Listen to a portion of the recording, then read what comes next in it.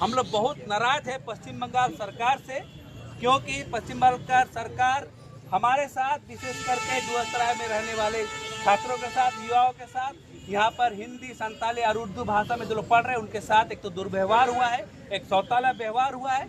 क्योंकि West Bengal public service commission एक ऐसा नोटिफिकेशन निकाला है जो 2023 में भी निकाला था, अभी फिर से निकाला है, जिसमें वो बंगला भाषा को 300 नंबर का बंगला भाषा को West Bengal public service commission का परीक्षा के लिए अनिवार्य कर दिया है।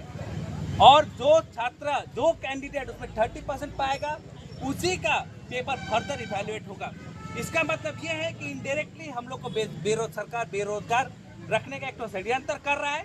हम लोग चाहते हैं कि नोटिफिकेशन को जल्द से जल्द रद्द किया जाए, वापस किया जाए, क्योंकि और वापस करके हिंदी, संताली और उर्दू भाषा को यहाँ पर लेके आया जाए। क्योंकि डुअसराय एक तो आदिवासी, विशेष करके आदिवासी बहुल क्षेत्र है और यहाँ पर विभिन्न भाषा के छात्र रहते हैं, आदमी रहते हैं और उनका मुख्य यहाँ पर स्कूल पढ़ने का मुख्य भाषा है हिंदी। अगर हिंदी भाषा को हटा दिया जाएगा तो हमारे यहाँ से कोई यहाँ पर सरकारी नौकरी नहीं पाएगी। इसके लेके हम लोग आक्रोशित है। हम लोग चाहते हैं सरकार वापस ले। अगर इसको वापस नहीं लिया जाएगा तो अन्यथा हम लोग आने वाले दिन में बहुत बृहद से बृहद आंदोलन करने के लिए हम लोग तैयार है। सरकार भूल गई है, नोटिफिकेशन लाने से डेट तो आया है, लेकिन सरकार भूल गया है कि डुअसराय आंदोलन का भूमि है।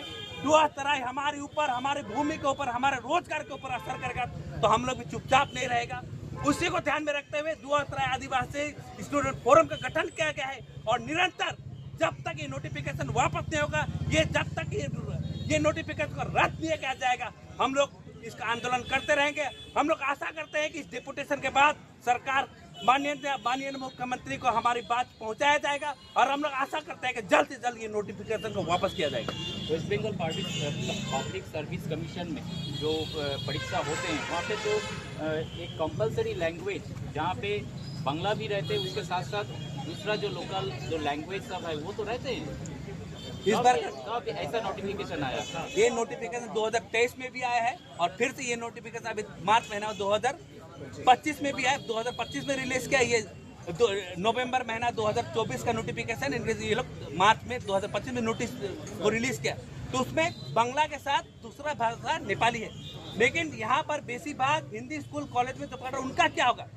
ऐसे छात्रों के साथ दुर्व्यवहार हो रहा है। ऐसे छात्रों के साथ जो फंडामेंटल राइट आर्टिकल 14 का हनन किया जा रहा है, आर्टिकल 29 का यहाँ पर हिंदी में क्या क्वेश्चन नहीं रहेगा। बांग्ला और नेपाली को कंपलसरी किया गया, इधर आप बांग्ला चूज कीजिए या फिर आप नेपाली चूज कीजिए, और वो कंपलसरी पेपर है। जो छात्र बांग्ला नहीं सकेगा, जो छात्र नेपाली नहीं सकेगा, उनके लिए कोई ऑप्शन नहीं है। सरकार इनडायरेक्टली हमको बोल रहे हैं कि आप पढ़ाई लिखाई यहाँ करो, नौकरी करने का, रोजगार करने के लिए आप बाहर जाओ। ये हम लोग को करते स्वीकार नहीं और हम लोग मानने के लिए एकदम तैयार नहीं है। आपका नाम?